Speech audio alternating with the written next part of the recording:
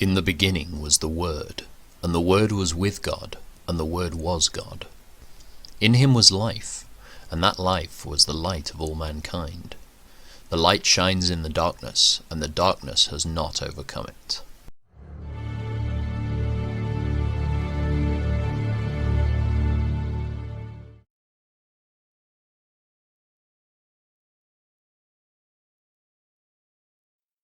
One day Samson went to the Philistine town of Gaza and spent the night with a prostitute.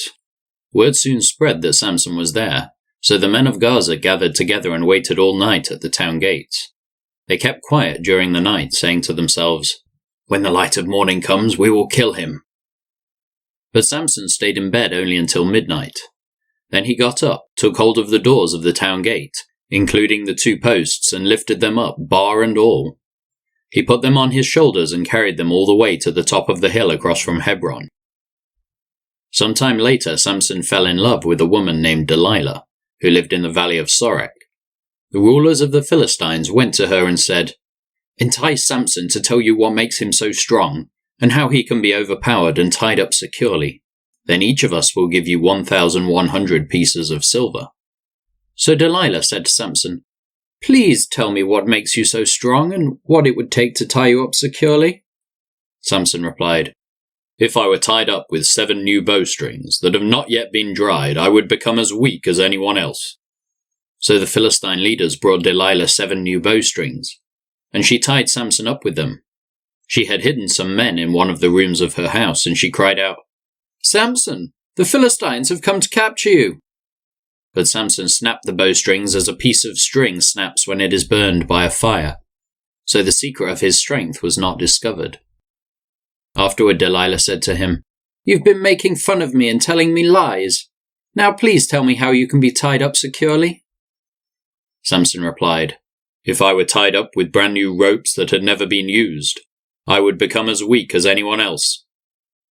So Delilah took new ropes and tied him up with them. The men were hiding in the inner room as before, and again Delilah cried out, "Samson, the Philistines have come to capture you." But again Samson snapped the ropes from his arms as if they were thread. Then Delilah said, "You've been making fun of me and telling me lies. Now tell me how you can be tied up securely." Samson replied, "If you were to weave the 7 braids of my hair into the fabric on your loom and tighten it with the loom shuttle, I would become as weak as anyone else." So while he slept, Delilah wove the 7 braids of his hair into the fabric. Then she tightened it with the loom shuttle. Again she cried out, "Samson, the Philistines have come to capture you." But Samson woke up, pulled back the loom shuttle and yanked his hair away from the loom and the fabric.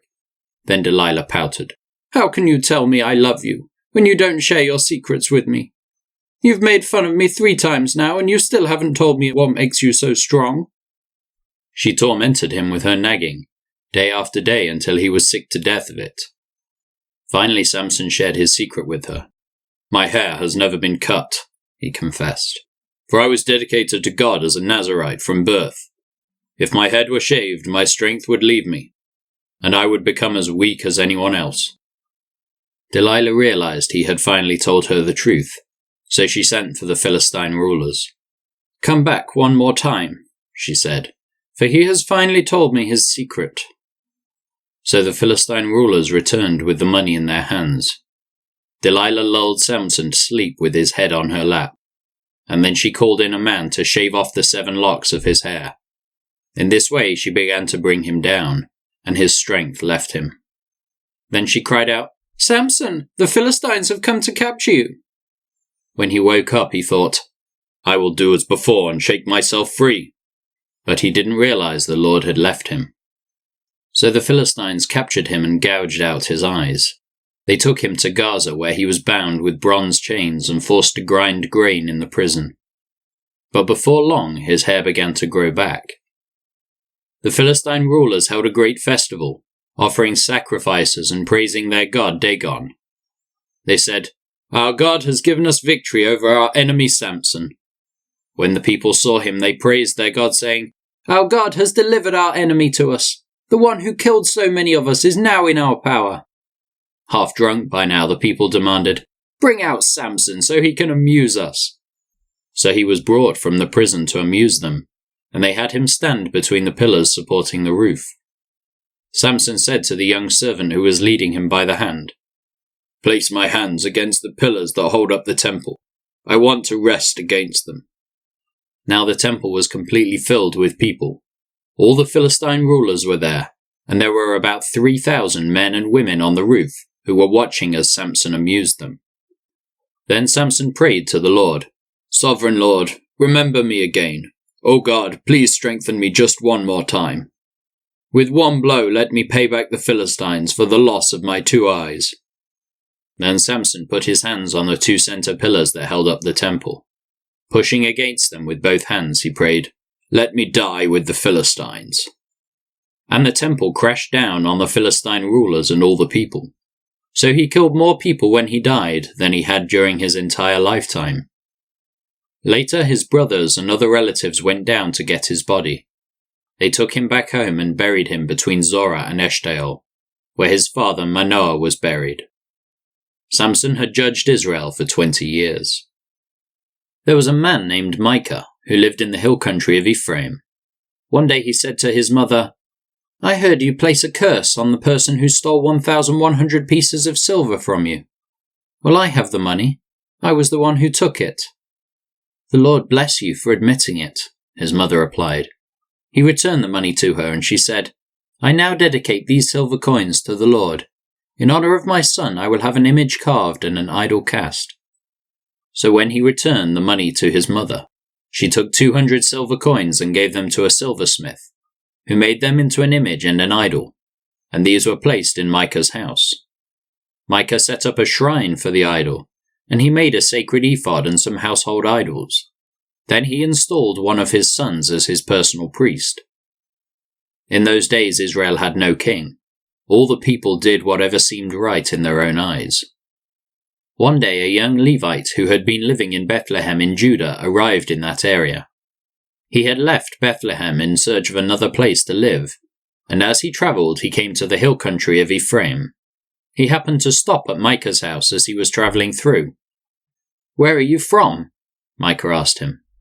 He replied, "I'm a Levite from Bethlehem in Judah, and I'm looking for a place to live."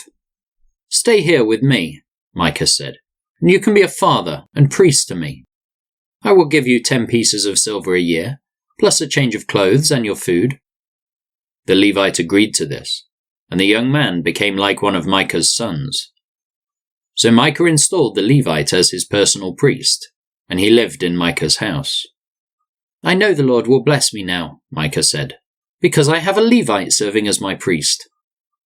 Now in those days Israel had no king, and the tribe of Dan was trying to find a place where they could settle, for they had not yet moved into the land assigned to them, when the land was divided among the tribes of Israel. So the men of Dan chose from their clans 5 capable warriors from the towns of Zorah and Eshtaol to scout out a land for them to settle in. When these warriors arrived in the hill country of Ephraim, they came to Micah's house and spent the night there.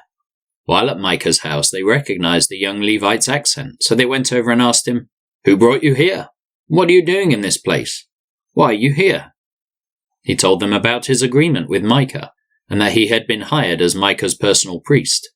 Then they said, "Ask God whether or not our journey will be successful." "Go in peace," the priest replied, "for the Lord is watching over your journey." So the 5 men went on to the town of Laish, where they noticed the people living carefree lives. Like the Sidonians, they were peaceful and secure.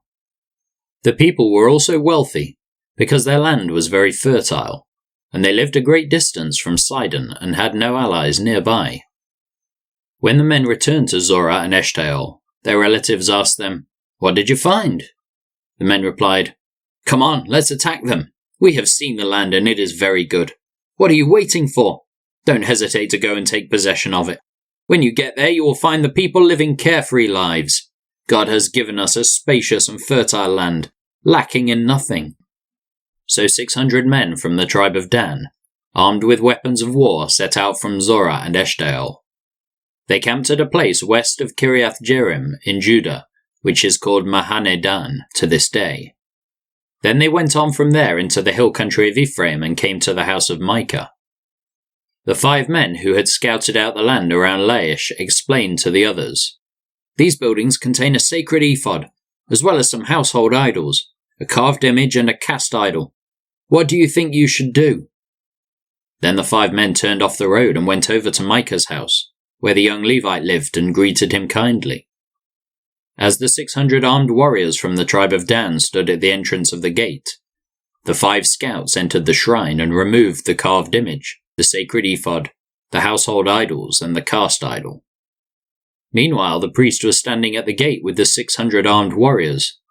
When the priest saw the men carrying all the sacred objects out of Micah's shrine, he said, "What are you doing?" "Be quiet and come with us," they said. "Be a father and priest to all of us. Isn't it better to be a priest for an entire tribe and a clan of Israel than for the household of just one man?" The young priest was quite happy to go with them. So he took along the sacred ephod, the household idols, and the carved image. They turned and started on their way again, placing their children, livestock, and possessions in front of them. When the people from the tribe of Dan were quite a distance from Micah's house, the people who lived near Micah came chasing after them. They were shouting as they caught up with them. The men of Dan turned around and said to Micah, "What's the matter? Why have you called these men together and chased after us like this?" "What do you mean, what's the matter?" Micah replied. "You've taken away all the gods I have made, and my priest, and I have nothing left." The men of Dan said, "Watch what you say. There are some short-tempered men around here who might get angry and kill you and your family." So the men of Dan continued on their way. When Micah saw that there were too many of them for him to attack, he turned around and went home. Then, with Micah's idols and his priest, the men of Dan came to the town of Laish, whose people were peaceful and secure. They attacked with swords and burned the town to the ground. There was no one to rescue the people, for they lived a great distance from Sidon and had no allies nearby. This happened in the valley near Beth Rehob. Then the people of the tribe of Dan rebuilt the towns and lived there. They renamed the town Dan after their ancestor, Israel's son, but it had originally been called Laish. Then they set up the carved image, and they appointed Jonathan, son of Gershom, son of Moses, as their priest. This family continued as priests for the tribe of Dan until the exile. So Micah's carved image was worshipped by the tribe of Dan as long as the tabernacle of God remained at Shiloh.